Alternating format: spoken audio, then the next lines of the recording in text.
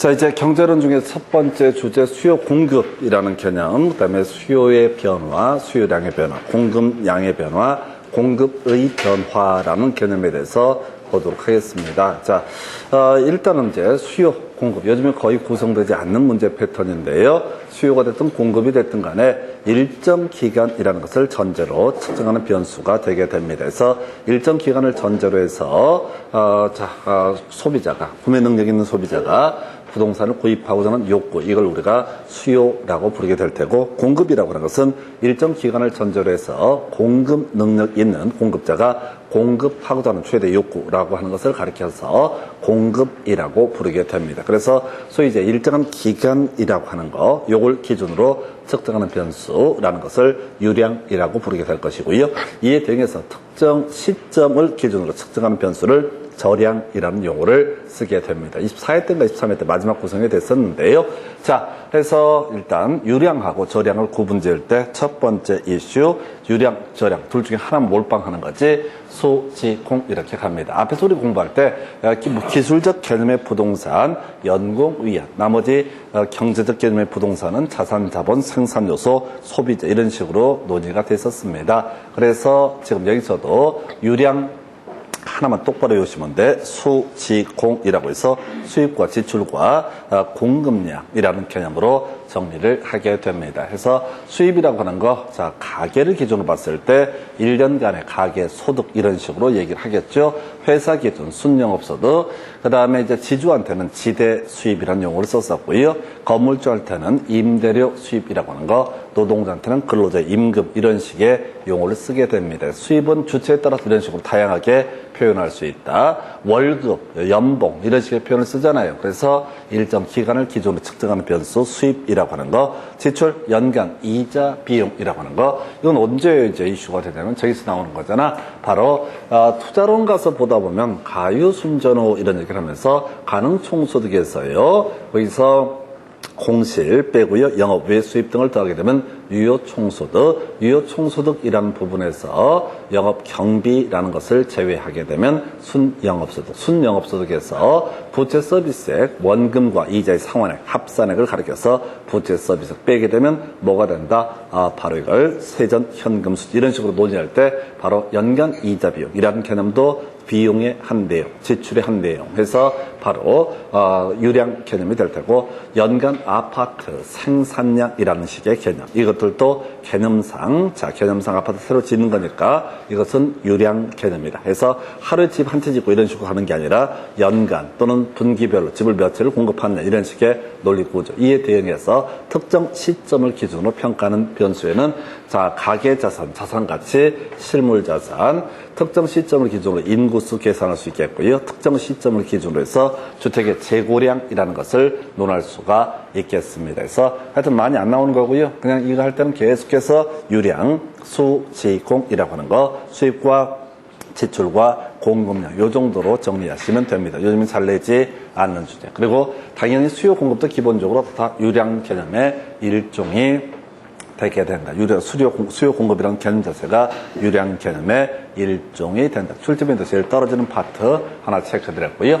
자, 이제 본론 들어가서 자, 수요량의 변화, 수요의 변화라는 개념을 떠올리셔야 됩니다. 해서 자, 이거 텍스트 자체를 읽어가는 게 중요한 게 아니라 자, 지금 구입하고자 하는 최대 수량이라고 하는 거, 이게 우리가 수요라고 이렇게 정의를 했습니다. 자, 구매 능력 있는 소비자가 구입하고자 하는 최대 수량을 뭐라고 한다? 수요. 그래서 이 수요에 영향을 주는 요인들 이렇게 얘기합니다. 가격을 기준으로 해서 구입하고자 하는 최대 수량의 변화가 발생할 수 있을 것이고, 그 재화의 가격에 따라서 구입하고자 하는 최대 수량의 변화가 발생할 수 있겠고, 그 재화의 가격 외의 요인에 따라서 구입하고자 하는 최대 수량의 변화가 발생할 수 있다. 자, 이렇게 갑니다. 가격이 만약에 그 재화의 가격이 상승하게 되면 다른 조건이 동일할 때 구입하고자 하는 최대 수량은 감소하게 될 것이고, 그 재화의 가격이 하락하게 되면 다른 조건이 동일하다고 했을 때 구입하고자 하는 최대 수량은 늘어나게 된다. 이게 이제 수요량의 변화예요. 기준점이 뭐라고요? 가격을 기준으로 해서 구입하고자 하는 최대 수량의 변화. 그 재화의 가격을 기준으로 해서 구입하고자 하는 최대 수량의 변화를 가리켜서 뭐라 부른다? 수요 수요량의 변화. 약속이에요. 약속. 수요량의 변화는 어떻게 해서 얘기를 한다? 그 재화의 가격, 그 재화 자체의 가격에 따라서 구입하고자 하는 최대 수량의 변화를 가리켜서 수요량의 변화. 텍스트 읽지 말고 가격이 올라가면 어떻게 할 것이다? 그만큼 적게 구입할 것이다. 가격이 내려가면 어떻다? 그만큼 많이 구입할 것이다. 이런 식의 논리 구조를 뭐라 부른다? 수요량의 변화. 약속이라고요? 문장. 이게 이제 이해가 하는 게 아니라 그냥 약속.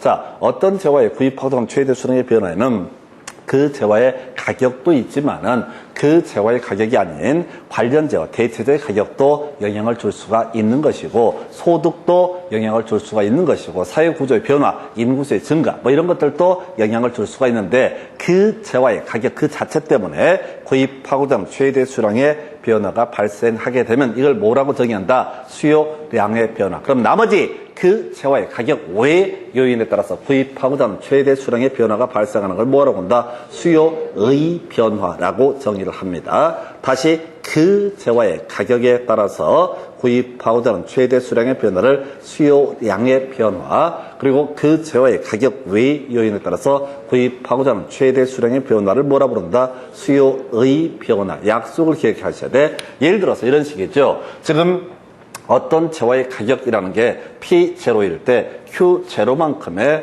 수요량, 구입하고자 하는 최대 수량이 있었다. 근데 가격이 이만큼 하락하게 되면 아무래도 구입하고자 하는 최대 수량은 늘어나게 될 것이다. 이걸 다 선으로 연결하면 이걸 뭐라고 한다? 수요 곡선이라는 용어를 만들게 된다. 해서 수요 곡선이라고 하는 것, 이게 주어졌다고 쳤을 때 수요량의 변화라고 하는 것은 하나의 수요 곡선상 점의 이동으로 나타나게 된다라고 해서 다시 갑시다. 그 재화의 가격을 기준으로 해서 구입하고자 하는 최대 수량의 변화. 만약에 가격이 상승하게 되면 애초에 이만큼 구입하려고 했다가 구입하고자 하는 최대 수량을 줄이게 될 것이다. 이걸 이름하여 뭐라고 한다? 수요량의 변화. 수요량의 변화라고 하는 것은 하나의 수요 곡선상 점의 이동으로 나타나게 된다라고 할 것. 이게 기초 중에 기초. 다시요. 가격을 기준으로 얘기하는 걸 뭐라고 한다? 수요량의 변화라고 이렇게 얘기를 한다. 가격을 기준으로 구입하고자 하는 최대 수량의 변화가 발생하면 그걸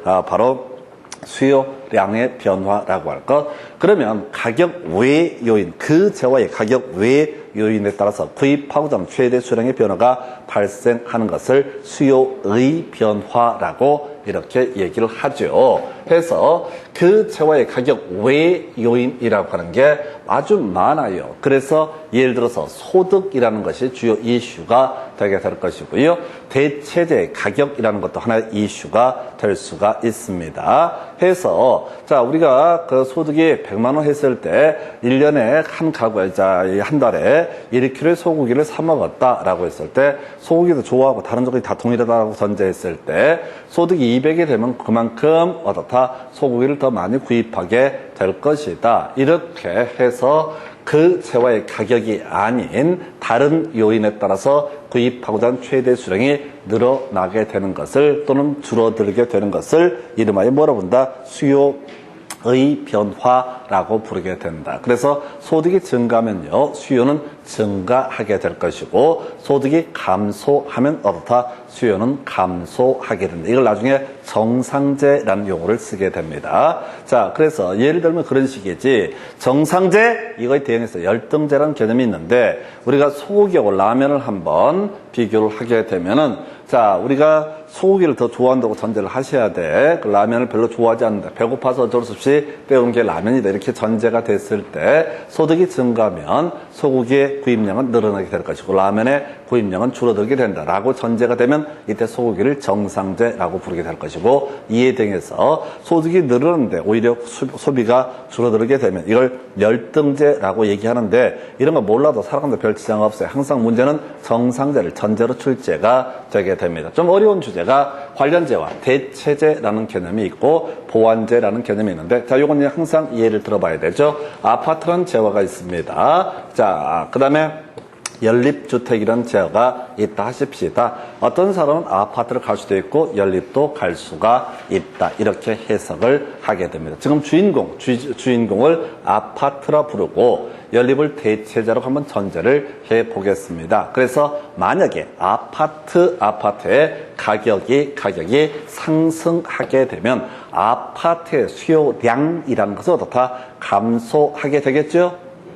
아파트의 가격이 오르면 아파트를 못 산다고? 물론 거기에 다른 요인이 있어. 앞으로 아파트 값이 뜰 거라고 생각하면 무리해서라도 아파트를 산다. 이건 변수이고 다른 얘기고, 일단 단순하게 가격만 가지고 보게 되면 아파트에 대한 가격이 상승하게 되면 아파트에 대한 수요량이라는 것은 어떻다? 감소하게 될 것이다. 비싸니까 못 산다 이런 얘기야. 근데 어디로 갈 것이다? 대체 관계에 있는 연립으로 갈 것이다. 그래서 연립에 대한 수요라는 것은 어떻다? 증가하게 될 것이고, 연립에 대한 수요가 증가하게 되면 가격도 어떻다? 같이 뛰게 될 것이다 라고 하는 관계. 그래서 어떤 재화의 가격이 상승할 때 다른 재화의 수요가 증가하거나 또는 가격이 상승하는 관계를 가리켜서 뭐라고 한다? 대체제라고 이렇게 정의를 하게 됩니다. 대체할 수 있으니까 이 구조를 외우셔야 돼. 아예 대체제 얘기가 중심축이 되니까 아예 통째로 외우고 들어가야 돼. 보완제 이런 거 신경 쓰지 말고 일단 기본 틀만 잡는 거야. 자, 아파트와 연립의 관계를 미리 대체제로 전제를 할게요. 그래서 아파트의 가격이 상승하게 되면 아파트가 비싸니까 못 산단 말이야. 근데 어딘가에 살아야 된단 말이야. 그래서 아파트에 대한 수요가 엄밀히 따지면 수요량입니다. 근데 경제할 때도 개판으로 해. 그냥 수요가 감소한다. 이런 식으로 표현을 써요. 그리고 나서 이때 연립의 수요가 증가할 테고, 연립의 수요가 증가하니까 줄을 서니까 연립의 가격도 상승하는 관계를 뭐라고 한다? 대체제라고 하는 거. 그래서 어떤 대체제 가격이 상승하게 되면 그 재화의 수요도 다 증가하게 된다. 이런 식의 해석이 가능하고, 경제론은 제일 첫 번째 이제 고비가 이 대체제기. 공부하시는 과정에서 제일 짜증나는 게 대체제기. 그래서 대체제 얘기를 할 때는 무조건 그림을 그려야 돼. 아파트와 연립을 그려놓고 가격이 상승하면 비싸니까 안 사고 수요가 감소한다. 그러면 다른 재화, 연립으로 수요가 옮겨가서 그것의 수요가 증가하니까 가격도 상승하는 관계. 이게 한 100번쯤 해야 돼. 그래야 이게 숙달이 돼요. 그러면 나중에 어떻게 되면 어떤 재화의 가격이 상승할 때 같이 가격이 상승하거나 같이 수요가 어떤 재화의 가격이 상승할 때 수요가 증가하는 재화를 가리켜서 뭐라고 한다? 대체제다. 이렇게 외우고 들어가셔야 돼. 이거는 제가 또 이제 경제론 처음 공부할 때 제일 힘든 게 대체제 파트. 그래서 아예 통으로 외우는 게, 어차피 시험 문제는 거의 99%가 대체제만 가지고 구성하고 하니까 일단은 대체제 가격 상승하면 어떻다? 그 재화의 수요는 증가하게 된다. 이렇게 가게 된다. 뭔 얘기하고 있어요? 자, 어떤 소비자가 구매하고자 하는 최대 욕구라고 하는 거, 가격도 하나의 요인이 될 수 있지만 가격 외에 이렇게 소득이라든가 대체제 가격이라고 하는 것도 그 재화의 구입하고자 하는 최대 욕구에 영향을 미치게 된다. 그럼 세 개 가장 간단한 거 정리해 볼까요? 자, 그 재화의 가격이 상승하게 되면 수요량은 어떻다? 감소할 테고, 그 재화의 가격이 하락하면 어떻다? 수요량은 증가하게 될 것이다. 소득이 증가하면 어떻다? 수요가 증가한다. 수요량이 아니라 이때는 수요가 증가한다. 대체제 가격이 상승하면 어떻다? 그 재화의 수요가 증가하게 된다. 제일 유치한 건데 수요량의 변화라는 개념. 그 재화의 가격은 뭐가 되고 수요량의 변화가 되게 될 것이고, 자, 대체제 가격이나 소득, 그 외 뒤에 보겠지만 선호도, 경기 전망, 인구수, 금리, 조세 이런 요인들에 따라서 구입하고자 하는 최대 수량의 변화가 발생하면 이걸 뭐라고 그런다? 수요의 변화. 나중에 정책론 할 때 조세 얘기잖아. 세금이 올라가게 된다. 그러면 그만큼 어떻다? 수요는 감소하게 될 것이다. 거래세 인하를 하게 되면 어떻다? 이때는 수요의 증가 요인이 되게 된다. 취득세를 인하를 하게 되면 아무래도 다른 조건이 동일하다고 치면 세금 적게 되니까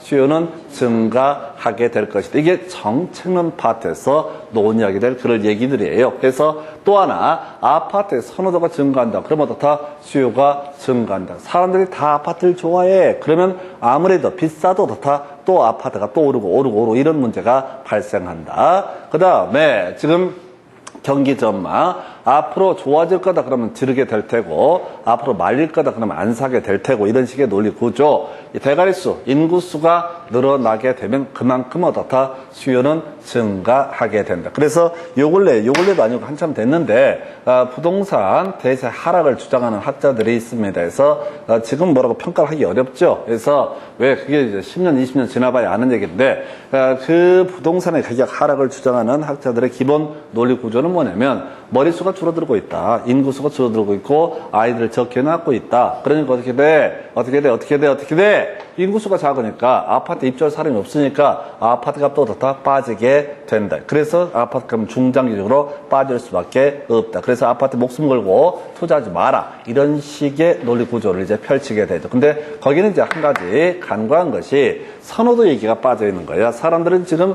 무조건 주택은 아파트를 사야 되는 것처럼, 무조건 아파트에 살아야 되는 것처럼, 언제부터 아파트 살았다고? 하여튼 간에 죽어도 아파트 살아야 되는 것처럼. 왜? 아파트 가면 이제 특히 벌레도 별로 없고, 편한 게 몇 개 있거든. 그러니까, 이 선호도가 증가하면 어떻다? 수요가 증가하니까 인구수가 줄든 말든 간에 어떻다? 가격은 상승하는 그런. 그래서 어떤 얘기를 바라볼 때 딱 한 가지 관점만 갖고 얘기를 하면 안 돼요. 그래서 제 경험칙상은 그냥 닥치고 있는 게 제일 좋다. 닥치고 있는 게. 뭔 얘기를 하든 간에 얘기를 하는 순간 까임을 당할 수가 있다. 그래서 하여튼 그래서 저는 닥치고 있어요. 뭔 얘기를 하지 않아.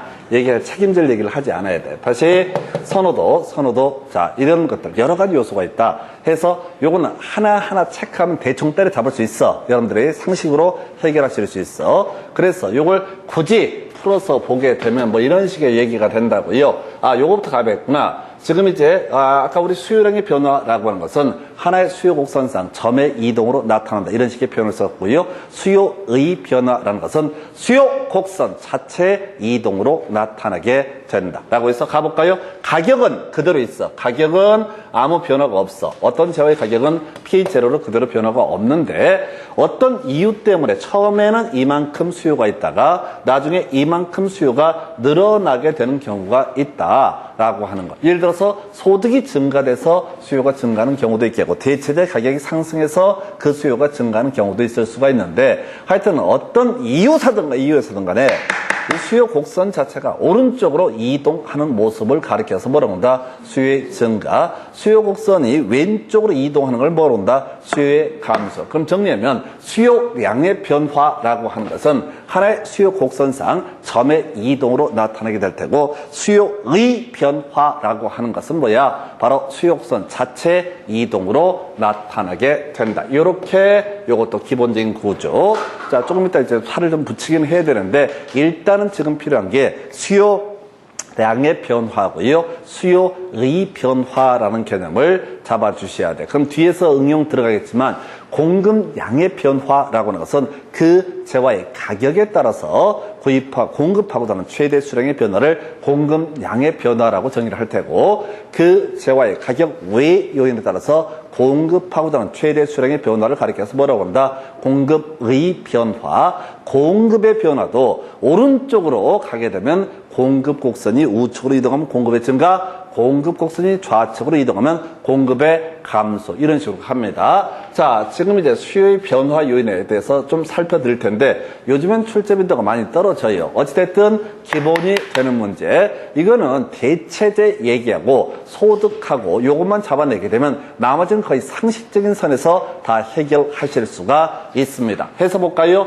정상재라고 하는 거. 이것만 중심으로 본다고 그래서 소득이 증가하면 자, 바로 구입하고자 최대 수량이 늘어나는 그런 재화를 가리켜서 뭐라고 한다? 정상재. 아까 소고기 케이스고 열등제는 봤는데 신경 쓰지 마. 여러분들은 무조건 정상재만 전제로 가야 돼. 관련 재화라고 해서 대체재만 기억을 해야 돼. 대체재 가격이 상승하면 다시 머릿속에 그려봐야 돼. 아파트의 가격이 상승하면 연립의 수요 증가하고 가격 상승하죠. 해서 대체재 가격이 상승했을 때 그 재화의 가격도 더 수요도 증가하고 가격도 상승한다. 그래서 여러분들은 대체재만 정확히 잡아내고 있으면 이건 거의 다 커버가 돼. 대체재. 이게 공부하는 과정에서 계속 시험 문제 답도 그렇고 계속 헷갈리는 게 대체재야. 무조건 그려. 연립과 아파트. 대체재. A라는 재와 B라는 재가 대체재다. 그러면 A라는 재의 가격이 상승하면 그 재에 대한 수요량은 감소할 테고 대체제인 비란재화로 어떻다 수요가 옮겨가니까 그때 가격도 같이 상승하는 관계를 가리켜서 뭐라고 한다? 대체제. 이걸 그냥 기계적으로 공식적으로 외워버려야 돼. 제가 해봤는데요. 이해를 해보려고 하니까 할 때마다 꼬여. 할 때마다 머리가 터져버릴 것 같아. 해서 대부분의 수험생이 경제론 파트 더럽게 어렵다고 얘기해요. 물론 그 사람은 다른 것도 어려워. 그래서 쉽고 어렵고 일단은 점수가 안 나와. 문제는 안 외워서 그래. 자기의 뇌 수준을 겁나 높게 판단하는 거지. 나도 똑같은 인생이야. 내가 딱 들어보니까 알 것 같아. 근데 시험지를 풀면 안 풀려. 그래서 미리 A런저, B런저, 아파트 예를 이렇게 대체제 그림을 그리고 접근하는 게 이 문제를 풀어가는 방식이에요. 더럽게 짜증나요. 해서 일단 그래 보셨고, 나머지 수요 증가 감소해서 소득 증가면 어떻다? 수요는 증가하게 되겠죠? 그죠? 이거 외우고 자식할 것도 없다고. 그냥 중학교 2학년만 그때 과출만 안 했어도 중2 때 다 배웠던 그런 내용이야. 제가 중2 때 전학을 왔는데 그 학교에서 좀 노는 애가 얘기해 줬어. 그래 좋은 친구야. 좋은 친구가 뭐냐면 야야 걔가 집을 주로 많이 나가는 애거든. 그래서 제가 전학을 가니까 제일 뒷번호야. 번호가. 그러니까 그 덩치 좋은 애들하고 같이 노는데 걔들이 그 진짜 친구야. 진정한 친구인 게 알려주더라고. 야, 여름에 나가야 돼, 여름에. 겨울에는 추워 뒤진다, 이렇게. 그 당시 PC방 이런 것도 없던 시대고, 마라방 이런 거나 있을 시대인데, 겨울엔 나가지 마라. 내 친구는 다 이런 애들이야. 나 먼저 나가보고 나서 장단점을 다 파악을 해주는 거야. 여름엔 괜찮아, 나가도. 수 틀리면. 근데 겨울에는 웬만하면 안 나가는 게 나아. 엄마가 지랄해도 참고 버티는 게 나아. 왜? 밖이 더 추워. 그래서, 지금, 소득이 증가하면 어떻다? 수요가 증가하게 된다. 그 다음에 소득이 감소하면 수요가 감소합니다. 이걸 달리표는 뭐라고요? 수요 곡선이 좌하향, 좌측으로 이동하게 된다. 그 다음에 이제 관련 재화, 대체재 가격이 상승하면 그 재화의 수요가 어떻다? 증가한다. 이것만 외우는 거야. 대체재 가격이 상승하면 어떻다? 그 재화의 수요가 증가하게 된다. 다시 A라는 재화와 B라는 재화가 대체재 관계다. 그래서 A라는 재화의 가격이 상승하게 되면 수요는 어떻다? 감소할 테고 얘가 올라가야 되지. 그래서 B라는 재화의 수요가 증가하게 되고 가격도 어떻다? 상승하는 효과가 발생할 것이다. 그럼 거꾸로 대체재 가격이 하락하게 되면은 이 재화로 수요가 몰리겠죠? 대체재 A라는 재화의 가격이 하락하게 되면, 가격이 하락하면 이쪽으로 수요가 몰리겠죠? 수요가 증가하겠죠? 이게 또 그러면 이쪽에 수요가 감소해야 되겠죠? 그래서 가격도 다 하락한다. 이게 나름 어려운 거라니까요. 그래서 일단 이 파트를 갈 때는 수요의 증가든 수요의 감소든 무조건 대체재를 가지고 그림을 두 개를 다 그릴 수 있어야 돼. 이게 이 파트의 거의 전부입니다. 나머지 수요량의 변화, 수요의 변화는 단순하게 몇 번 외우시면 돼. 근데 제일 까다롭고 버겁고 힘들고 머리가 터져버릴 것 같은 부분이 대체재 얘기가 되게 됩니다. 다시 갑시다. 대체재 가격이 상승하면 수요, 그 대체재에 대한 수요는 감소할 때고 그 재화, 대체재 대응하는 그 재화의 수요는 증가하고 가격은 어떻다? 상승하는 모습을 보여준다. 근데 대체재 가격이 하락하게 되면 대체적으로 수요가 몰릴 거니까 그 재화의 수요라고 하는 것은 감소, 가격도 하락하는 모습을 보이게 된다. 이것만 사실 좀 논리적으로 힘든 부분이고 헷갈리고 나중에 버거운 부분이 됩니다. 나머지 간단해요. 인구 증가면 어떻다? 수요 증가. 그 다음에 선호도 상승하면 역시 수요 증가. 가격이 상승할 것으로 예상되게 되면 어떻다? 수요 증가. 아파트가 비싼데요. 아파트 값이 뜬다고 누구나 다 얘기를 하고 믿고 있다고. 그럼 어떻게 해야 돼? 아파트에 질러야지. 이게 가격 상승 예상. 그래서 이건 수요의 변화다, 수요량의 변화다. 가격 상승 예상은 수요량의 변화입니까? 수요의 변화입니까? 수요의 변화라고. 다시 가격이 상승하면 이건 수요량의 변화야, 수요의 변화야. 수요량의 변화. 다시 가격이 상승하게 되면 또는 가격이 하락하게 되면 이런 전제가 쌓이면 이건 뭐가 된다고요? 수요량의 변화. 다시 이게 제일 짜증나는 부분, 대체재를 통과하고 나서 긴장 놓았을 때 제일 작살나는 파트가 가격 상승 예상, 가격 하락 예상이라고요. 다시요. 어떤 재화의 가격이 상승하게 되면 구입하고자 하는 최대 수량이 감소하게 될 것이다. 이걸 뭐라 부른다? 수요량의 변화라고 부른다고요. 어떤 재화의 가격 상승이 예상되게 되면 구입하고자 하는 최대 수량은 늘어나겠죠? 이걸 뭐라 부른다? 수요의 변화. 주의하셔야 돼. 실제 가격이 상승하거나 하락해서 구입하고자 하는 최대 수량의 변화가 발생하면 이걸 수요량의 변화라고 부르게 될 테고, 실제 가격이 상승 하락한 것이 아니라 상승 하락이 예상돼서 구입하고자 하는 최대 수량의 변화가 발생하는 것을 뭐라고 한다? 수요의 변화. 대체돼서 한 곱이 넘고 하나 더 가격 상승 예상, 하락 예상. 여기서 한 곱이 2개 정도가 커버가 돼야 돼. 나머지는 그렇게 어렵지 않아. 예를 들어서 금리가 하락하면 수요는 어떻다? 증가하게 될 것이다. 그죠? 아파트 담보대출 금리가 하락한다고 5% 받다 1% 받는다고 그럼 사람들 대출을 많이 받으려고 할 거란 말이야. 그래 다른 조건이 동일하면 어떻다? 수요가 증가하게 될 것이다. 다른 조건이 동일할 때 금리가 상승하게 되면 수요는 감소하게 될 것이다. 그리고 아까 조세 있었죠? 거래세가 인하가 된다. 하락이 되면 그만큼 취득세 덜 내고 등등등 하니까 확률상 다른 조건이 동일하다고 했을 때 수요가 증가한다. 거래세가 인상된다. 상승한다라고 하게 되면 이때는 수요는 감소하게 된다. 그래서 실질적으로 문제를 풀어가실 때 개 짜증나는 파트 중에 하나가 바로 뭐냐면 대체되기가 제일 힘들고, 대체제 한 고비를 넘고 실제 문제를 풀어가다 보면은 수요량의 변화와 수요의 변화라는 이 용어의 정의 때문에 좀 골치가 아파지게 되는데, 가격이라고 하는 그 자체의 가격은 뭐가 되고 수요량의 변화 요인이고, 가격 상승 예상, 하락 예상이라고 하는 것은 뭐가 된다? 수요의 변화 요인이 되게 된다. 이렇게 잡으셔야 2가지 해서 이렇게 살펴드렸고요. 바로 이어서 공급량의 변화라는 얘기 봐야 되죠. 그 재화의 가격에 따라서 공급하고자 하는 최대 수량의 변화, 이걸 뭐라고 한다? 공급량의 변화. 그래서 이것도 간단해. 자, 가격이 이만큼 P0일 때 Q0만큼 공급하겠다라고 했는데, 가격이 겁나 상승하게 되면 어떻다? 더 많은 양을 공급하려고 할 것이다. 이걸 우리가 공급 곡선, 그리고 공급량의 변화라는 용어를 쓰고요. 그 재화의 가격에 따라서 공급하고자 하는 최대 수량의 변화라고 하는 거, 이걸 우리가 뭐라고 한다? 공급량의 변화. 그래서 공급량의 변화는 하나의 공급 곡선상 점의 이동으로 나타나게 된다라고 할 것. 이에 대응해서 똑같은 논리구조야 공급의 변화라는 개념을 만들어 봐야 되죠. 자, 우리가 이제 공급을 하고자 할 때, 자, 그 재화의 가격 외 요인에 따라서 공급하고자 하는 최대 수량의 변화가 발생한다. 그러면 이걸 우리가 뭐라 부른다? 공급의 변화라고 부르게 된다. 약속이야. 그 재화의 가격에 따라서 구입하고자 하는 최대 수량의 변화를 수요량의 변화. 자, 그 재화의 가격에 따라서 공급하고자 하는 최대 수량의 변화를 공급량의 변화.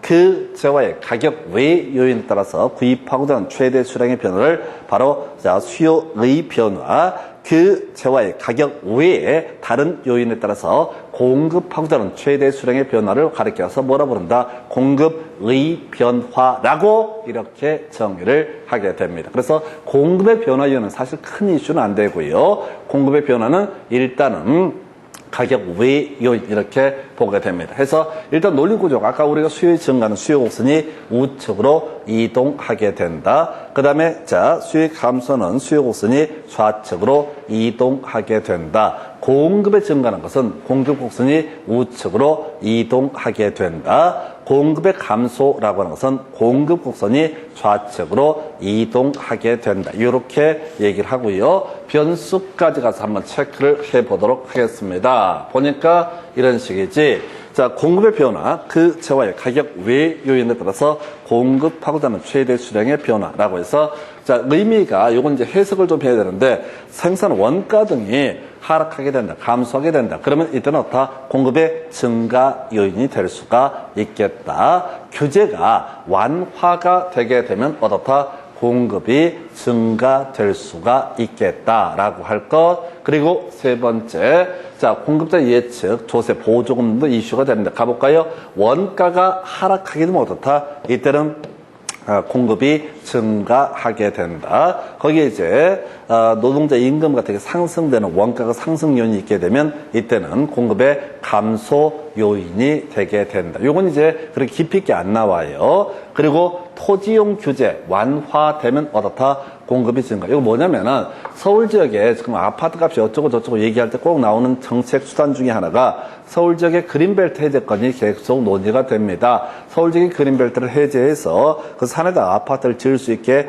해보자. 그게 뭐야? 규제 완화에 따라서 그러면 다른 조건이 동일하다고 했을 때 그만큼 아파트 공급이 늘어나게 될 것이다. 이건 아파트의 가격 외 요인에 따라서 공급의 양이 늘어나는 케이스니까 이걸 공급의 증가라고 부르게 된다. 자, 그 다음에 재화의 가격 상승 예상이라든가 건설 업체 수가 증가한다. 그럼 당연히 없다. 다른 조건이 동일할 때 건설 업체 수가 증가하면 공급은 증가 요인이 되게 될 것이다. 조세, 공급자에 대한 조세가 감소하게 되면 또 이때도 공급의 증가요. 근데 개별적 외울 건 아니야. 좀 이따 나중에 문제 보면서 적당하게 이건 비우고 가셔야 돼. 보조금 상승도 있는데 이건 거의 구성 안 됐고 대부분의 문제가 생산 원가 얘기하고 규제 정도 가지고 보통 문제 구성이 이루어지게 됩니다. 일단 다시 공급 양의 변화와 공급의 변화라는 개념. 먼저 그 재화의 가격에 따라서 구입하고자 하는 최대 수량의 변화를 뭐라 부르고 수요량의 변화. 그 재화의 가격에 따라서 공급하고자 하는 최대 수량의 변화를 공급량의 변화. 그 재화의 가격 외 요인에 따라서 구입하고자 하는 최대 수량의 변화를 수요의 변화 해서 수요량의 변화는 하나의 수요 곡선상 점의 이동에 비해서 수요의 변화라고 하는 것은 그 얘기죠. 수요 곡선 자체 이동. 그래서 수요의 증가는 수요 곡선이 우측으로 이동하게 된다. 수요의 감소라는 것은 수요 곡선이 좌측으로 이동하게 된다. 이렇게 그림을 잡아주시게 됩니다. 한편 공급량의 변화는 그 재화의 가격에 따라서 공급하고자 하는 최대 수량의 변화, 공급량의 변화는 하나의 공급 곡선상 점의 이동으로 나타나게 된다. 근데 그 재화의 가격 외의 요인에 따라서 공급하고자 하는 최대 수량의 변화가 발생하게 되면 이걸 공급의 변화라고 보고 공급의 증가를 공급 곡선이 우측으로 이동하게 된다. 공급의 감소를 가리켜서 공급 곡선이 좌측으로 이동하게 된다. 여기까지. 하여튼 이게 한 고비. 조금 이따 또 하나 탄력 정도 어렵긴 한데 하여튼 두 개의 고비가 있는데 제일 사실은 사람들이 수요량의 변화, 수요의 변화, 공급량의 변화, 공급의 변화 여기서 많이들 무너져 버리고 그리고 나서 대체제에서 확실히 이제 무릎을 꿇게 되죠. 그래서 대체제가 장난 아니다 이렇게 말씀을 드리고 문제 통해서 바로 생점들 확인해 보겠습니다. 자, 이게 이제 24회 때 마지막 구성이 됐고요. 그 전에 한참 나오다가 잘 안 나왔던 개념. 저량 경제 변수는 모두 몇 개인가? 라고 돼 있죠. 유량만 외우셔서 수, 지, 공이라고 하는 거. 유량과 저량이라는 거. 유량은 특정한 기간, 일정한 기간을 전제로 해서 측정하는 변수를 뭐라고 한다? 유량이라 불렀었고, 저량은 뭐라고 써요? 특정 시점을 기준으로 계산한다. 그래서 아까 우리가 외웠던 게 뭐야? 유량, 수, 지, 공이라고 하는 게 뭐가 된다? 유량이다. 유량만 똑바로 찾아보시면 돼. 해서 건물 임대료 수입 나와 있죠? 수입이 한 유형으로서 근로자 임금 나와 있죠? 그 다음에 신규 주택 공급량. 요 세 개가 뭐가 된다? 유량. 그럼 나머지 신주택 공급량에 대응하는 개념을 주택의 재고량, 사산, 도시인구 규모 이런 것들은 저량 개념에서 인구가 몇 명이다. 우리 집 자산이 5억이다, 3억이다 이런 얘기하면 특정한 시점을 기준으로 얘기를 한다. 이런 식의 취지. 그래서 수, 지, 공은 유량이고 나머지는 뭐가 된다? 저량이 되게 된다 해서 답은 2번 이렇게 갑니다. 해서 24회 때 마지막 구성이 되고 요즘에 출제가 안 되고 있는 개념. 수요 공급도 소위 유량 개념의 일종으로 해석을 하게 되죠. 그 다음 문제 가서 보겠습니다. 이렇게 되어 있네요. 자, A 부동산의 가격이 5% 상승할 때 B 부동산의 수요가 10% 증가하고 라고 되어 있어 일단은 A와 B만 가지고 분석을 해보게 됩니다. A라는 부동산이 있고요. B라는 부동산이 있습니다. 자, A 부동산의 가격이 어떻다? 상승하나요? 가격이 상승하게 됩니다. 그럼 A 부동산의 수요량이라는 것은 어떻다? 감소하게 되겠죠? 수요량은 어떻다? 감소하게 될 것이다. 만약에 B라는 재화가 대체제라면 이 수요가 B라는 제어로 옮겨가게 되겠죠? 그죠? B라는 제어의 수요가 증가하게 될 것이고 가격도 상승하는 관계를 가리켜서 A와 B의 관계를 뭐라고 한다? 대체제라고 이렇게 부르게 됩니다. 이거 옛날 문제야. 아주 옛날 문제이기 때문에 요즘에 내지 않아. 그러나 기초가 되는 개념, 대체제라고 하는 거. 그러면 A라는 제어와 C라는 제어를 비교를 해보니까 A라는 제어의 가격이 상승할 때 이거 수요량은 어떻다? 감소하게 되겠죠? 근데 C의 수요도 다 같이 감소한다. 그래서 아까 이쪽 감소할 때 다른 쪽에서 수요가 증가하면 이걸 대체제, 같이 감소할 때 같이 감소하는 것을 보완제 이렇게 갑니다. 근데 이 문제는 별 의미는 없어요. 지금 모르면 많은 거야. 그래서 답은 1번 이렇게 구성을 하게 됩니다. 그래서 대체제에 대응하는 개념이 보완제고요. 정상제에 대응하는 개념이 뭐가 된다? 열등제가 되게 된다. 근데 이게 몰입할 필요 없다니까 이건 너무 오래전 문제, 너무 오래전 문제. 아주 오래전에 이렇게 유치찬란한 개념을 물어봤어. 근데 점점 난이도 올라가면서 이런 기초 개념을 모르고 오히려 다이렉트로 가는 게 빨라요. 그래서 자, 이 문제 답은 1번이고요. 그 다음 문제부터 이제 거의 본론에 해당이 되게 됩니다. 자, 아파트에 있어서 수요량과 수요의 변화에 관한 설명 오르면. 다시 수요량의 변화는 뭐예요? 아파트의 가격, 아파트의 가격에 따라서 구입하고자 하는 최대 수량의 변화를 뭐라고 한다? 수요량의 변화. 이 수요의 변화는 뭐야? 아파트의 가격을 제외한 나머지 요인에 따라서 구입하고자 하는 최대 수량의 변화를 뭐라고 한다? 수요의 변화라고 이렇게 논의가 되게 되죠. 그래서 1번 아파트 가격의 하락이 예상되게 되면 수요량의 변화로 이미 틀렸지? 아파트 가격 하락이 된 게 아니라 하락이 예상이라고 그랬잖아요. 다시 아파트의 가격이 변화됨에 따라서 구입하고자 하는 최대 수량의 변화를 뭐라고 한다? 수요량의 변화. 아파트 가격 자체의 변화가 아닌 다른 요인에 따라서 구입하고자 하는 최대 수량의 변화를 뭐라고 한다? 수요의 변화. 그래서 아파트 가격이 하락이 된 게 아니라고요. 하락이 예상되니까 사람들이 물건을 내던지더라 라고 하면 이건 뭐가 된다? 수요의 변화. 이렇게 가는 거죠? 그죠? 1번은 거의 다 함정 당해요. 1번 맞다고 생각한다고? 틀렸다고? 아까 제가 대체제 얘기하고 가격 상승 하락 예상 이게 출제 포인트가 된다고 그랬다고. 이게 출제 포인트라는 표현보다는 수험생이 제일 헷갈려하는 부분이 두 가지야. 그게 해서 1번 틀렸고요. 자, 2번 질문. 소득이 증가하면 수요 증가하죠? 수요 증가하죠? 수요 곡선이 오른쪽으로 이동해야 되죠?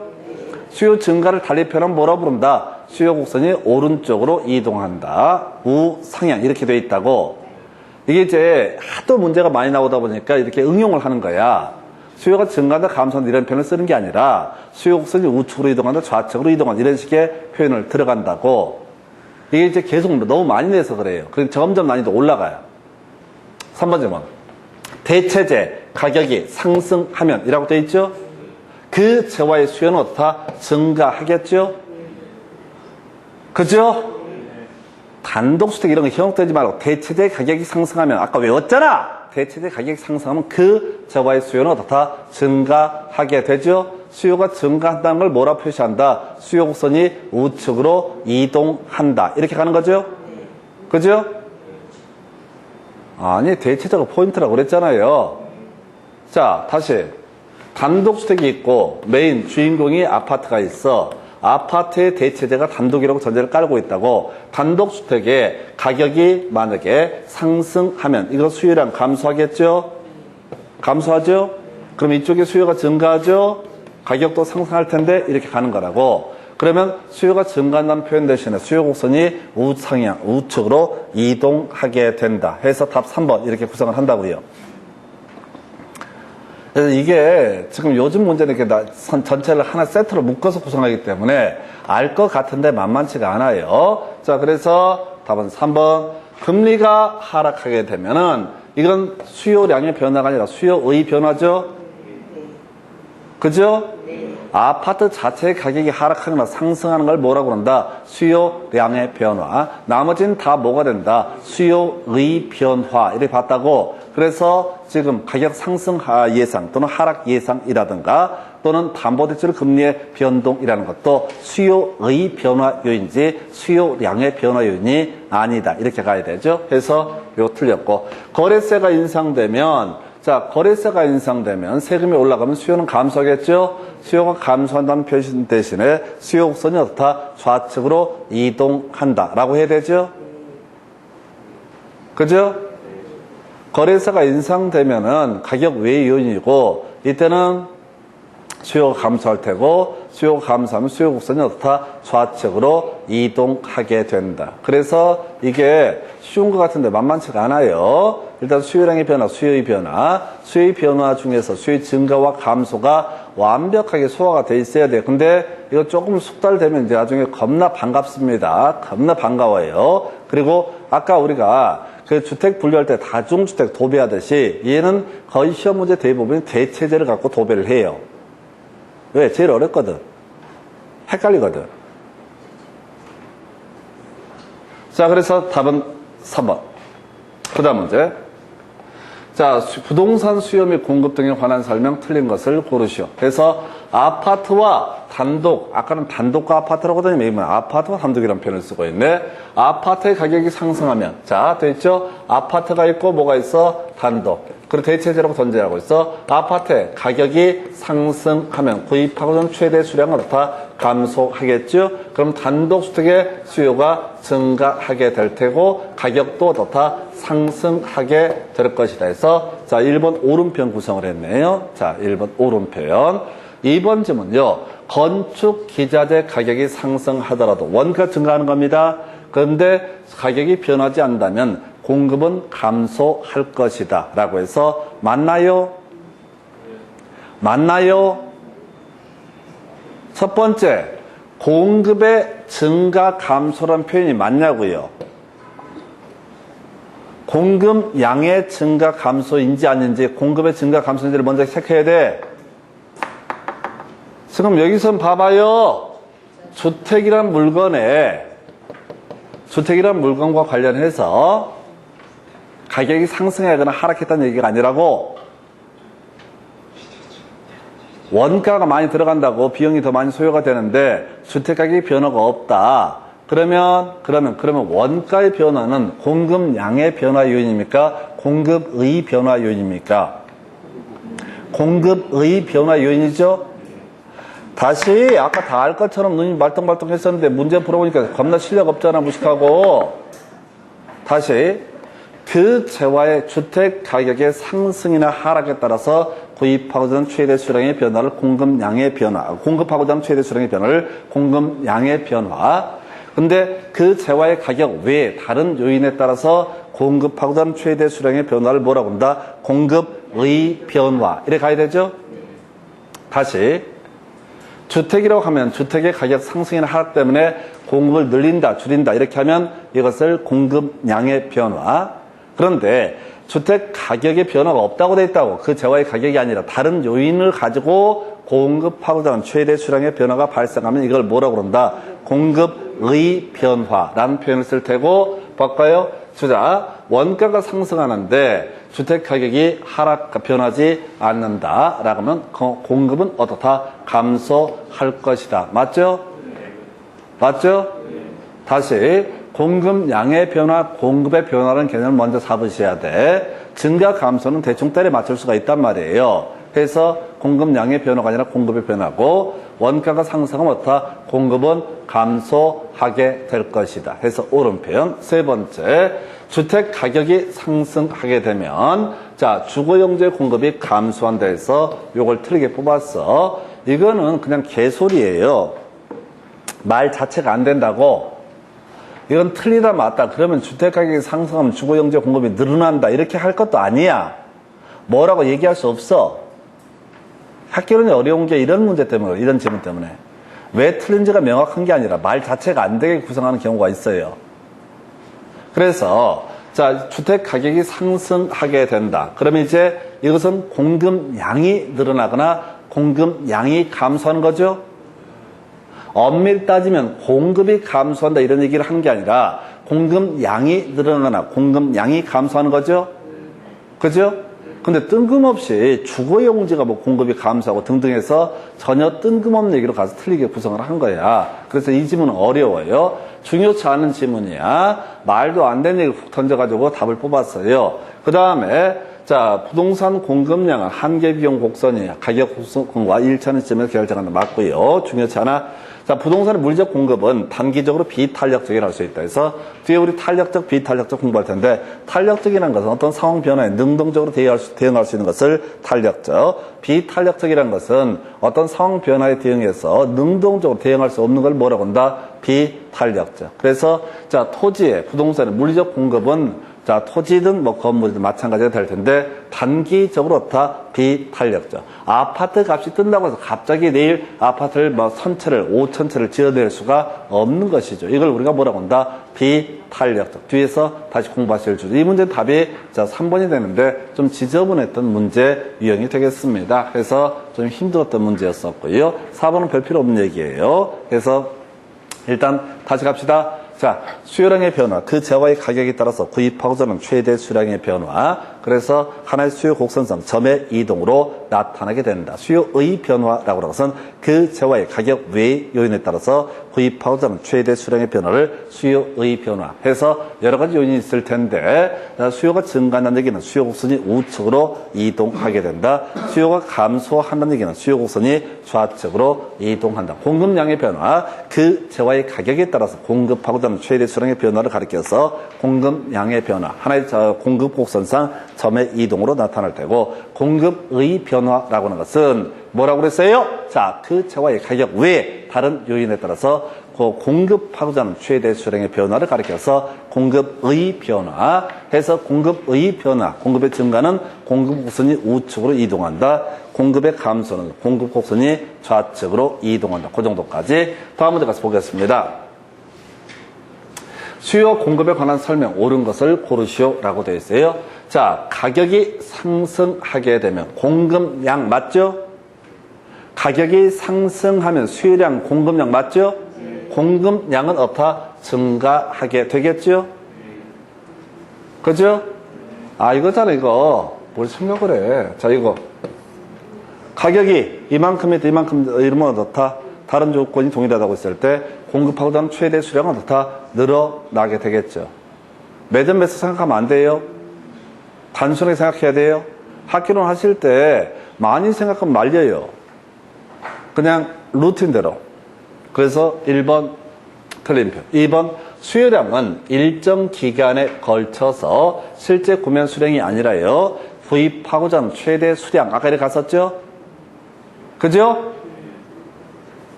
일정 기간 동안 가격을 기준으로 해서 구입하고자 하는 최대 수량. 구매 능력 있는 소비자가 구매하고자 하는 최대 수량.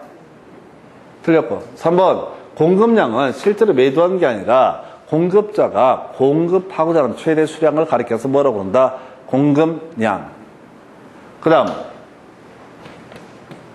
건설 종사자의 임금 상승은 가격을 하락시킨다라고 해서 일단 말 상식 자체가 안 되지. 원가가 올라가는데 가격이 하락될 일은 없을 것이다.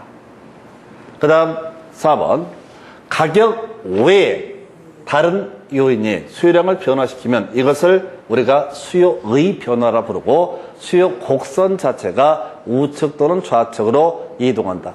수요 곡선이 우측으로 이동한 것을 수요의 증가, 수요 곡선이 좌측으로 이동하는 걸 뭐라고 한다? 수요의 감소. 뭐 이런 것도 문제를 냈네요. 그래서 이건 수요의 변화라고 하는 것을 가지고 구성을 했습니다. 다시 그 재화의 가격을 기준으로 해서 구입하고자 하는 최대 수량의 변화를 뭐라 부르고 수요량의 변화, 그 재화의 가격 외의 요인에 따라서 구입하고자 하는 최대 수량의 변화를 가리켜서 수요의 변화, 수요의 증가는 수요 곡선이 우측으로 이동하고 수요의 감소는 수요 곡선이 좌측으로 이동을 하게 된다. 그래서 아주 유치극치의 아주 유치극치인 문제를 너무 유치하게 냈던 문제를 보셨습니다. 30회 때였고요. 그 다음 문제. 자, 부동산의 공급 곡선 등에 관한 설명 틀린 것은 해서 자, 한 국가 전체의 토지 공급량이 불변이라고 한다면 이게 바로 부증성에 관한 개념이죠. 물리적 공급량은 늘릴 수가 없다 그랬었잖아요. 그죠? 토지의 물리적 공급량은 늘릴 수가 없다. 용도의 전환만이 가능할 뿐이다. 아까 그 있었잖아. 지가 상승 예외 없다. 그 얘기와 연결되어 있고요. 자, 그래서 토지 공급의 가격 탄력성은 제로이다. 자, 요거 뒤에서 공부할 주제인데요. 가격 탄력성은 가격 변화분의 공급량의 변화율이라는 개념. 가격이 아무리 변동이 있다 할지라도 전혀 공급량은 늘릴 수가 없다. 이걸 완전 비탄력적 또는 0이라고 부릅니다. 뒤에서 따로 공부하실 주제. 지금 공부 안 했고요. 그 다음에 2번. 주택의 단기 공급 곡선은 장기 공급 곡선에 비해서 더 비탄력적이다. 아까 봤었던 지문이야. 자, 지금 주택 가격이라고 하는 것이 있다 하십시다. 자, 가격의 변화가 있다 할지언정 공급자가 단기적으로 집값이 뛰네 집 빨리 지어서 보름 만에 한 달 만에 일주일 만에 집을 공급할 수는 없다. 이걸 우리가 비탄력적. 그러나 1년 2년 이렇게 쭉 되게 되면 그만큼 공급량을 늘리게 변화가 발생할 수 있다. 이걸 탄력적. 그래서 단기적으로 더 비탄력적이다라고 할 것. 3번. 수요가 증가하면은 공급 곡선이 비탄력적일수록 시장 균형 가격이 크게 상승한다. 이거 뒤에서 나올 주제인데 문제가 섞여 있는데 한번 설명을 드리겠습니다. 자, 수요가 증가한다. 자, 그림 보십시다. 수요가 증가한다. D0에서 D1으로 움직이는 이걸 뭐라고 한다? 수요의 증가. 수요 곡선이 오른쪽으로 움직이는 걸 뭐라고 한다? 수요의 증가. 하나 더 그려봐야 돼. 이건 뒤에 나올 주제가 연계되는데 수요가 D0에서 D1으로 이렇게 증가하게 됩니다. 그런데 공급이 완전 탄력적인 경우가 있고 완전 비탄력적인 경우가 있습니다. 공급 곡선 완전 탄력적이다. 공급 곡선 완전 비탄력적이다. 이렇게 이제 그림을 그려요. 해서 가볼까요? 완전 탄력적일 때 가격, 그 다음에 거래량 이렇게 될 텐데 완전 탄력적일 때 수요가 증가했을 때 가격의 변화가 있어요? 없어요? 자, 균형점이라고 하는 것은 수요 곡선과 공급 곡선에 만나는 점을 뭐라고 한다? 균형점이라 부른다고요. 첫 번째 이 공급 곡선이 완전 탄력적, 누워있는 걸 완전 탄력적이라고 그래요. 그러면 D0, 이 점하고 만나잖아요. 그 다음에 수요가 증가하잖아요. 그럼 가격은 변화가 있다 없다? 없다. 이렇게 하나 볼 테고, 한편 완전 탄력적이다. 그럼 첫 번째 균형점 얘기했었잖아. 그죠? 두 번째 균형점이 이렇게 올라가죠? 가격이 상승하죠? 그죠? 이건 나중에 몇 번 해야 되는데, 지금 밑 땡겨서 보는 거야. 그러면 이제, 비탄력적일수록 가격이 상승한다. 맞죠? 이건 이제 문제를 수십 번 풀어야 되는데, 우리가 비탄력적일수록 탄력적일수록이라는 표현이 나오게 되면 무조건 그려봐야 돼. 완전 탄력과 완전 비탄력. 그래서 어느 쪽에 가까우냐? 완전 비탄력에 가까우면 비탄력적일수록 이 명제가 옳은 표현이 되게 되는 겁니다. 위치가 조금 잘못되어 있는데 하여튼 밑에 당겨서 수요가 증가한다. 두 개 수요 곡선 왼쪽에서 오른쪽으로 움직여줘야 돼. 이렇게 움직여줘야 돼. 그런데 지금 공급이 완전 탄력적일 때는 누워있는 것을 완전 탄력적, 서있는 걸 뭐라고 한다? 완전 비탄력적. 뒤에서 수요자 다시 한번 설명드릴 주제예요. 미리 당겨서 보셨고 해서 답은 3번. 토지는 용도의 다양성으로 인해서 지금 틀린 걸 고르셨구나. 틀린 걸 고르셨으니까 토지는 용도의 다양성으로서 우하향하는 공급 곡선을 가진다. 가볼까요? 수요 곡선은 이렇게 그려져 있었어요. 그죠? 가격이 하락하게 되면 구입하고자 하는 최대 수량이 늘어나게 될 것이고, 가격이 상승하게 되면 구입하고자 하는 최대 수량이 줄어들게 되는 걸 뭐라고 한다? 수요 곡선. 공급 곡선이라고 하는 것은 이렇게 그립니다. 우상향하는 모습을 갖게 된다고 해서 가격이 이만큼에서 이만큼 증가하면 가격은 공급하고자 하는 공급량도 다 늘어나게 된다. 이 문제를 이제 좀 위치가 애매한데 여기다 배치한 이유가 이것 때문에 그래요. 토지는 우하향하는 공급 곡선 이런 건 말이 안 된다고. 수요 곡선은 우하향할 수 있지만 공급 곡선은 뭐라고요? 우상향이면 우상향이지 우하향은 될 수가 없다고. 오른쪽으로 갈수록 올라가는 형태를 뭐라고 한다? 우상향. 오른쪽으로 가서 내려가는 걸 뭐라고 한다? 우하향. 이렇게 돼 있다고. 수요 곡선이 우하향이고 공급 곡선은 뭐가 된다? 우상향. 물론 토지는 약간 변수가 있습니다. 그러나 최소한 우하향의 문제는 발생하지 않는다. 그래서 이 지문도 좀 지저분했어요. 자, 하여튼 문제 보면 옛날 문제 더러워. 옛날 문제들이 전반적으로 더럽게 구성을 하고 있다. 해서 24회 때 문제, 답은 4번이고요. 5번, 규제 강화. 개발행 허가 기준의 강화 같은 규제가 엄격해지면 공급은 이전보다 비탄력적이 된다. 더 이상 공부를 하고 싶어도 공급시킬 방법이 없다. 이런 의미가 되겠습니다. 답은 4번. 그래서 이 문제는 뒤에 주제와 주로 연계가 되어 있고요. 여기서 논의의 쟁점이 되는 것은 다른 것이 아니라 바로 공급 곡선은 우상향이면 우상향이지 최소한 우하향의 문제는 아니다. 물론 토지는 약간 변수가 있는데 좀 오래전 문제 보셨고요. 계속해서 다음 문제 보겠습니다.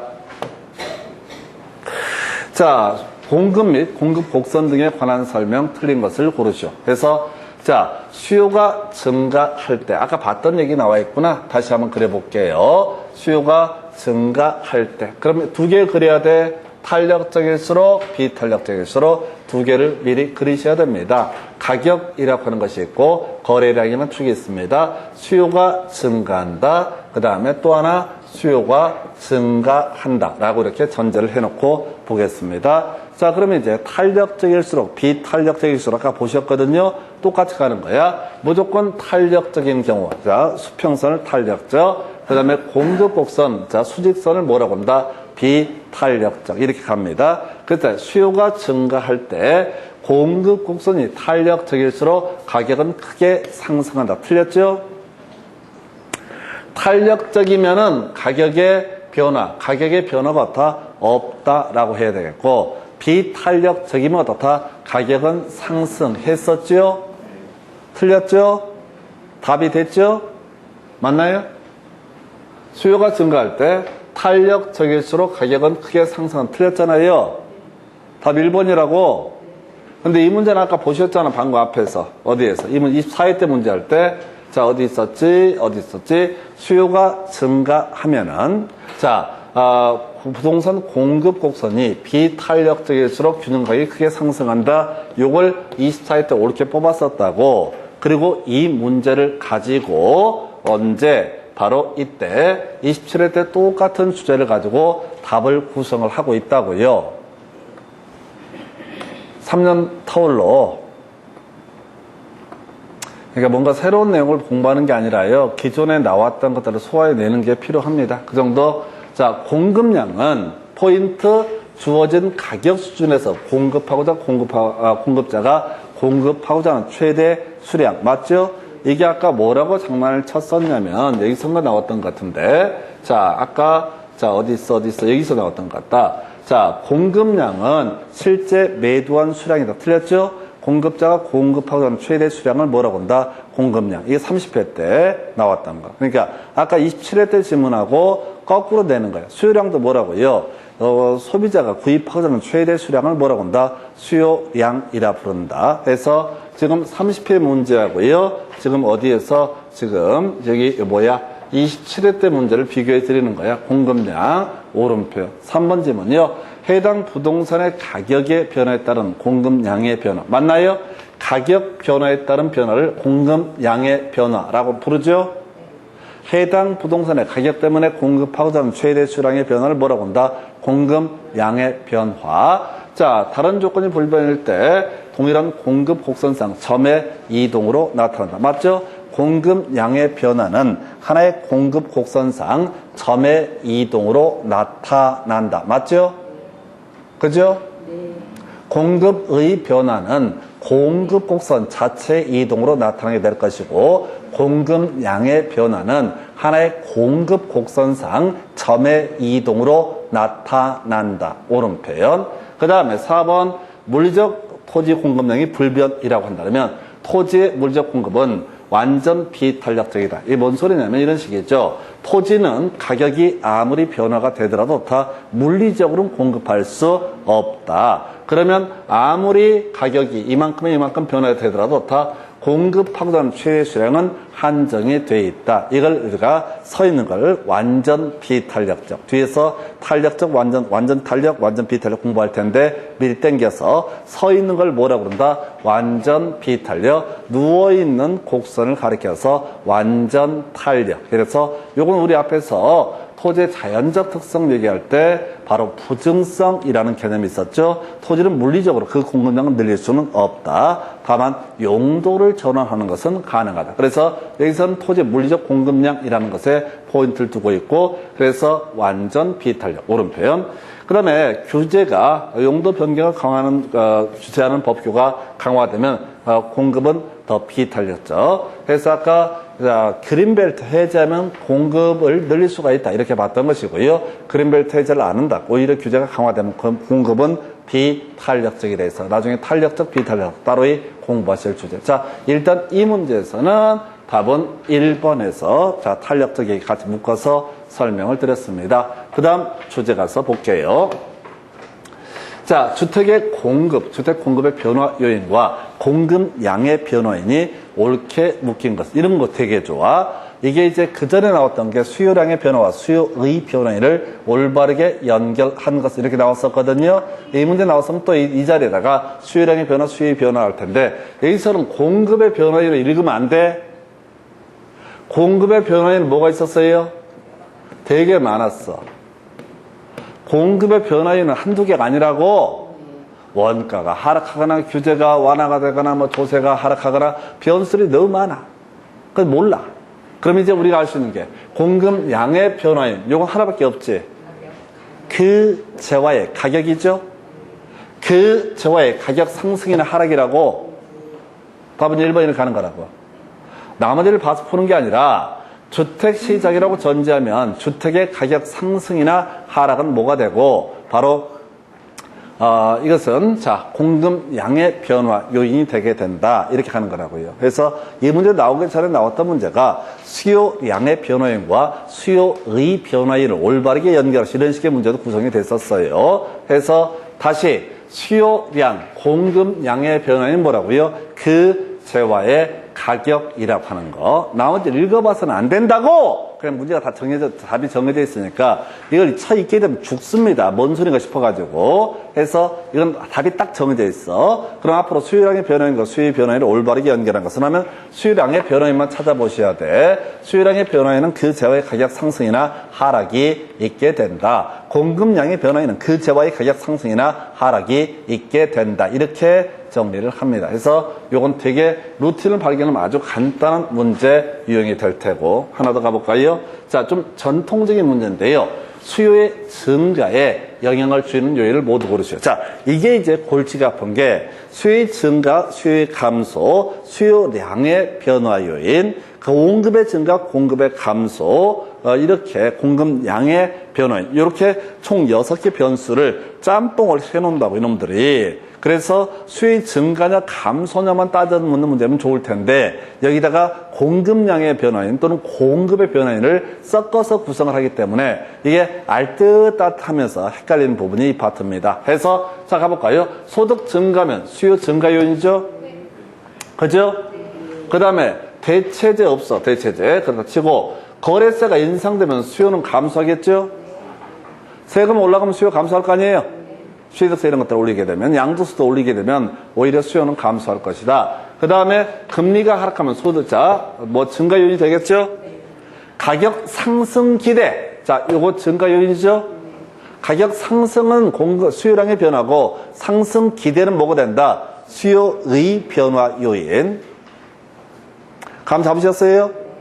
그 다음에 인구의 감소는 조금 간단했구나. 그래서 26회 때 소득 증가, 대출 금리 하락, 부동산 가격 상승 기대에서 기업, 그 다음에 디귿, 리을 요 세 가지가 뭐가 된다? 수요 증가. 요건 좀 간단했던 문제고요. 그 다음 문제 이제 섞어지는 문제들을 좀 살펴보도록 하겠습니다. 아파트 시장에서 자 문제 바꾸고 있다. 수요 곡선을 좌측으로 이동시킨다. 수요 곡선을 좌측으로 이동하는 게 뭐라고요? 수요의 감소라는 개념이 되는 거죠. 수요 곡선을 좌측으로 이동시키는 게 뭐라고요? 수요의 감소라는 개념이라고. 해서 소득 증가 아니죠? 소득 수요 증가 요인이죠? 그 다음에 사회적 인구 감소는 맞죠? 아파트 시장에서 선호도 감소는 맞죠? 그 다음에 담보대출 금리 하락은 수요 증가 요인이죠? 그 다음 지금 오른쪽에 건축 원자재 가격이 하락. 이게 어려웠다고. 이건 수요 증가 요인입니까? 감소 요인입니까? 아무 상관없어! 이건 공급의 감소, 공급의 증가 요인이 되는 거지. 건축 원자재 가격이 하락하면 공급의 증가 요인이라고요. 수요 얘기가 아니라고. 그래서 이게 어렵다고. 아까 26회 문제 같은 경우 단순하게 수요 증가, 수요 감소 이렇게 문제 구성을 하다가 이 문제에서는 수요 증가, 수요 감소 외에 갑자기 공급의 증가 요인을 던져버렸다고. 그래서 수험생들이 이것 때문에 되게 힘들었고 아파트 가격의 하락이라고 하는 거 이것은 가격이니까 공자 수요량의 변화 요인이 되는 거죠. 그죠? 아파트 시장에서 아파트의 가격 하락 또는 상승이라고 하는 것은 수요량의 변화 요인이라고요. 감 잡으셨어요? 수요량의 변화예요. 그 다음에 대체주택 가격 하락 또 해봐야지. 대체주택이 하나 있고 자 아파트가 있다. 그려봐야 돼. 대체주택 가격이 상승하게 되면은 이때 수요는 어떻게 하고 감소할 테고 아파트의 수요가 증가하게 될 테고 가격은 어떻다? 상승. 근데 지금 이 문제에서는 대체주택 가격이 하락한데 그럼 이쪽에 수요가 몰리겠죠? 그죠? 아파트가 있고 대체주택이 대체주택 가격이 하락한다고 아파트 갈까 했는데 싸다 이쪽으로 가자 해서 이쪽에 수요가 증가한다고 그러면 아파트의 수요는 결과적으로 감소할 테고 가격도 하락하게 될 것이다. 그래서 대체주택의 가격 하락이라는 것은 아파트의 수요 감소의 요인이 되게 된다 이런 식이야. 그래서 조금 난이도 있는 게 지금 이 문제는 다 괜찮아. 최대한 어렵게 나온 거야.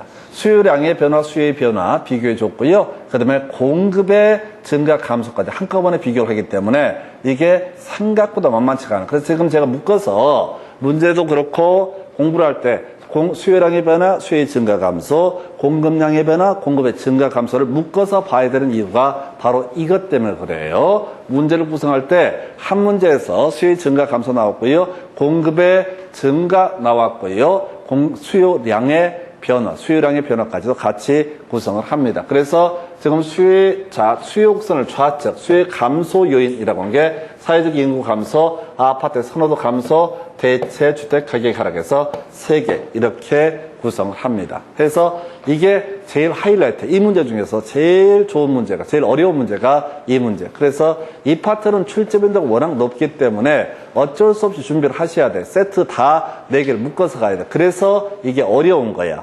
딱딱 끊어서 문제를 내면 해볼 만한데 얘들은 묶어서 구성하니까 이 파트가 버겁습니다. 그 다음 자, 부동산 시장에서 공급 곡선을 우측. 그럼 뭐야? 공급의 증가 요인이라고 봐야 되죠? 공급의 증가 요인이 아닌 것은 되어 있습니다. 주택 건설업체 수가 증가하면 당연히 공급은 증가할 것이다. 원가가 하락하면 어떻다? 공급은 증가할 것이다. 그 다음에 새로운 건설 원가 절감 나와있지 4번. 공급의 증가 요인이죠. 5번. 자, 토지 가격이 하락. 주택 건설용. 이것도 원가 감소죠. 그렇잖아요. 공급자 입장에서 지금 원자재 가격이 하락, 원가 절감, 토지 가격, 재료 하락. 셋 다 같은 얘기잖아. 원가가 하락하니까 어떻다? 공급은 증가하는 요인이 된다. 근데 이 문제가 깜찍했던 것이 담보대출 이자율의 상승 나와 있죠? 이건 공급이랑 관련 없어. 수요죠? 수요 감소 요인이죠? 그죠? 문제를 낼 때 이렇게 된다고. 공급의 증가 감소를 구성하는 게 아니라 공급의 감소 요인하다 갑자기 수요의 감소 요인을 확 집어넣는다고.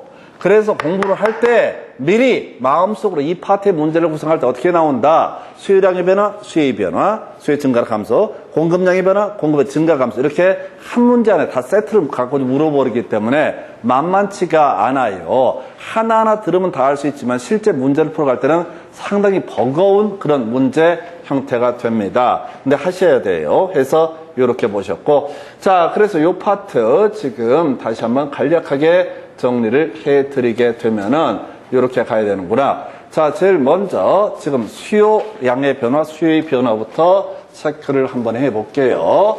자, 해서 지금 수요량의 변화라고 하는 거, 그 재화의 가격에 따라서 구입하고자 하는 최대 수량의 변화를 수요량의 변화, 그 재화의 가격 외 요인에 따라서 구입하고자 하는 최대 수량의 변화를 뭐라고 한다? 수요의 변화라고 이렇게 되어 있죠. 그래서 수요량의 변화라고 하는 것은 하나의 수요 곡선상 점의 이동으로 나타나게 된다. 그리고 나서 자, 그 재화의 가격이 상승하면 구입하고자 하는 최대 수량은 감소할 테고, 그 재화의 가격이 하락하면 구입하고자 하는 최대 수량은 늘어나게 된다. 이렇게 그림을 잡았고요. 그리고 수요의 변화라고 하는 것은 수요 곡선 자체의 이동으로 표시를 하죠. 아까 우리 수요량의 변화라고 하는 것이 하나의 수요 곡선상 점의 이동으로 표시한 데 비해서 수요의 변화는 수요 곡선 자체의 이동으로 표시한다. 그 중에서 소득이라든가 대체재 가격 이런 것들이 주된 이슈가 될 수가 있다. 한편 공급이라는 주제 보게 되면 그 재화의 가격을 기준으로 해서 최대한 공급하고자 하는 최대 수량을 공급량의 변화, 그 재화의 가격 외의 요인에 따라서 공급하고자 하는 최대 수량의 변화를 가리켜서 뭐라고 한다? 공급의 변화. 공급량의 변화는 하나의 공급 곡선상 점의 이동으로 나타나고, 공급의 변화라는 것은 공급 곡선 자체의 이동으로 나타나게 된다. 그래서 나오게 되는 얘기, 수요가 증가한다는 얘기는 수요 곡선이 우측으로 이동한다. 수요가 감소한다는 얘기는 수요 곡선이 좌측으로 이동한다. 공급이 증가하는 얘기는 공급 곡선이 우측으로 이동하게 된다. 그리고 공급이 감소한다는 얘기는 공급 곡선 자체가 바로 좌측으로 이동하게 된다. 그래서 지금 문제를 보니까 공급의 변화 요인 중에서 주로 생산 원가 등 이런 걸 갖고 주로 구성을 하고 있다.